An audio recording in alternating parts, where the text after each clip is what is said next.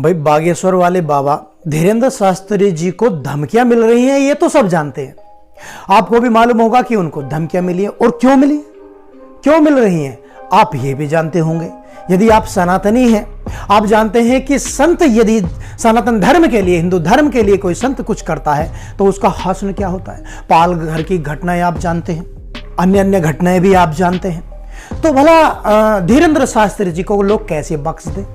लेकिन इन धमकियों के प्रति उत्तर में, इनके जवाब में धीरेन्द्र शास्त्री जी क्या कहते हैं यह जानेंगे। और धीरेन्द्र शास्त्री जी जब कह रहे हैं कि सभी हिंदू हथियार रखिए, रजत शर्मा सर के शो में जब इनसे यह प्रश्न पूछा गया, रजत शर्मा ने ही कहा था, तो उनका क्या उत्तर दिया, बड़ा गजब का उत्तर दिया। इनके जो युक्तियां होती हैं, जो जुमले जो मिलाते हैं, बड़े इंटरेस्टिंग होते हैं। और भाई एक कि हिंदुओं को भाई बंदूक तो रखनी नहीं है, सीधी सी बात है भाई, हम तो गरीब आदमी है, हर कोई तो बंदूक नहीं रख सकता, उसकी लाइसेंस मिलता है। अब भाला तो रख सकते हैं ना। अब इन सभी चीजों को जानेंगे वीडियो में, लेकिन उससे पहले एक काम कर दीजिए, यदि आप चैनल पर नए हैं तो चैनल को अभी सब्सक्राइब कर लें और बेल आइकन को भी प्रेस कर लें, ताकि इस प्रकार की वीडियो आपको सबसे पहले मिले। एक एक तथ्यों को देखते हैं और आगे बढ़ते हैं। सबसे पहले तो देखते हैं, धमकी का सिलसिला उठाते हैं। जो धमकी धीरेन्द्र शास्त्री जी को मिल रही है, इनको जान से मारने की धमकी मिल रही है, इस संबंध में यह सनातनी शेर क्या कहता है, आप ध्यान से सुनिए। आजकल आपको भी धमकियां मिलने लगी हैं। आपको भी लोग कह रहे हैं कि जान को खतरा है।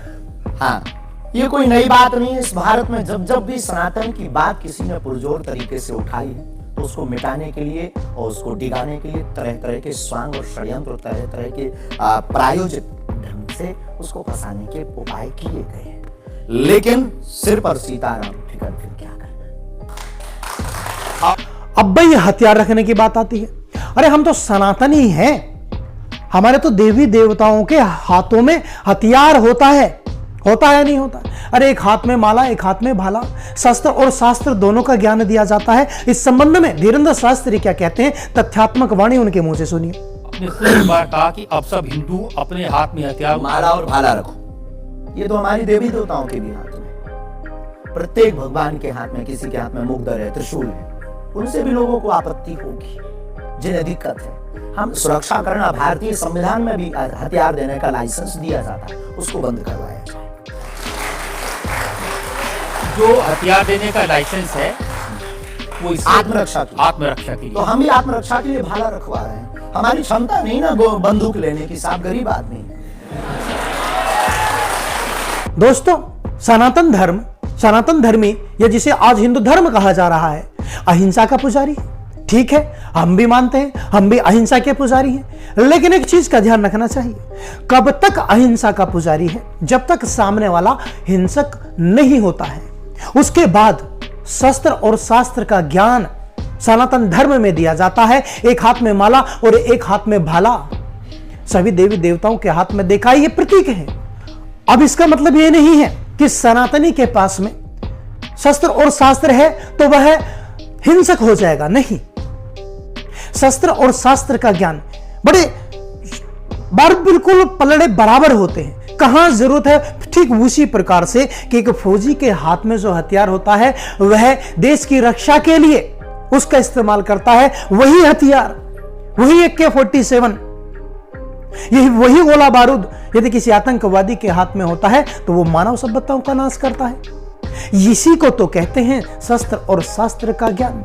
अच्छे प्रकार से समझना है तो अब एक चीज और आती, अब सभी हिंदू तो हथियार नहीं खरीद सकते, AK-47 नहीं खरीद सकते, रिवॉल्वर नहीं खरीद सकते, और खरीदनी भी नहीं चाहिए, लाइसेंस की भी नहीं।